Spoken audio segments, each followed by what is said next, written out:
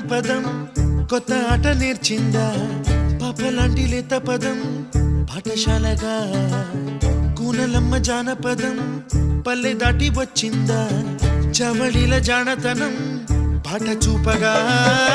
కుంచెలో దాగే చిత్రాలు ఎదురొచ్చేలా అంత